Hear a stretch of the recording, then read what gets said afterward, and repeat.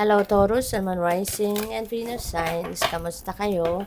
Sana po ay nasa mabuti kayong kalagayan. Welcome back po sa Star Tarot. At kung bago kayo rito, welcome din po kayo. Please subscribe, like, share my videos, and leave me a comment kung nakaresonate po kayo. Thank you. Tignan natin ang mga messages ni Universe sa'yo for today. We have rest and rejuvenation. Taurus, kailangan mong magpahinga. Okay? Maaaring kayo ay pagod na. Maaaring kayo ay fragmented ng isip, all over the place. Hindi na kayo makapag-concentrate sa ginagawa ninyo. No? Kasi baka daming mind chatter, nakakapagod din yun eh. Although, pag ang isip natin magulo, pag ang isip natin pagod, 'di ba? Pati katawan natin nadadamay. Napapagod din tayo kahit wala tayong ginagawa, 'di ba? Kaya pwedeng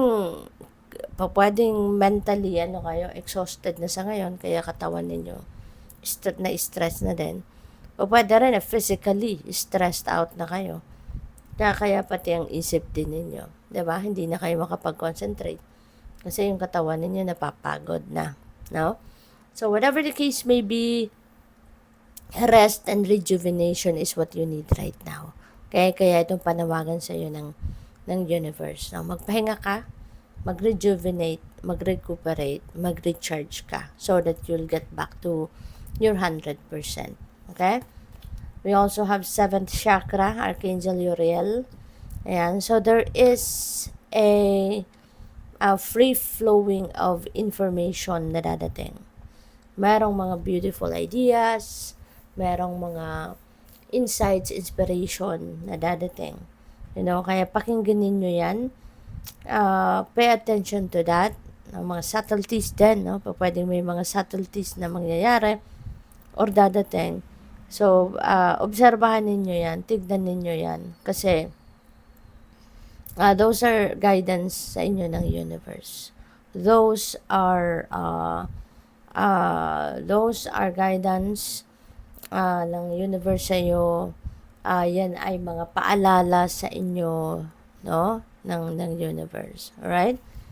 So, we also have Healer of the Ages. Ayan. So, Taurus, maybe you are really needing healing energy. Kasi baka ito, no, baka ang iba sa inyo dito pwedeng may mga physical ailments din na nararamdaman na because of pagod, no? Pwedeng ganun. Kaya kailangan mo ng healing sa inyong katawan. Pwede rin na emotionally battered na kayo, no? Emotionally tired na kayo kasi baka meron kayong mga pinagdadaanan, ano? Meron kayong lungkot, merong heartache, maybe na-experience, and you also need healing, no? Nakakapagod din yun, no? Kaya kailangan din ninyo ng healing, 'di ba? Para maging maganda na at mag-improve na ang inyong pakiramdam at ang inyong sitwasyon. Possible din, Taurus, na kayo ay isang healer. And maybe, the healing energy, no, healing powers is flowing through you sa ngayon. And this could be panawagan para sa iyo ng universe. Na it's about time na for you to embrace that healing powers na binigay sa inyo para makatulong kayo sa iba. Para makatulong kayo na magamot, no, ang iba, matulungan mo ang ibang tao na ma-improve ang kanilang kalagayan, ang kanilang pakiramdam, 'di ba? Through your healing powers, okay? Or through the healing powers of the divine na dadaan sa iyo. So, Taurus, maraming salamat for subscribing to my channel.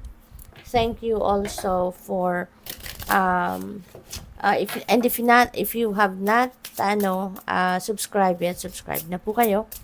At please click the join button sa baba ng video po, no? Kung gusto ninyong mag-join sa membership.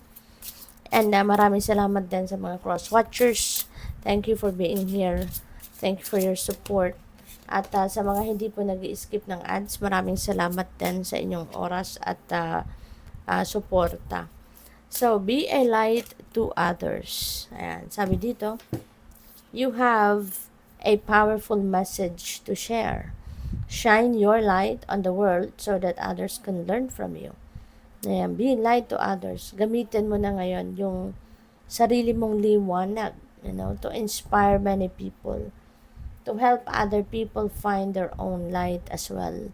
At to help other people or to touch other people's lives, para mag-improve din ang buhay nila. No? So, ito na yung malakas na panawagan sa inyo.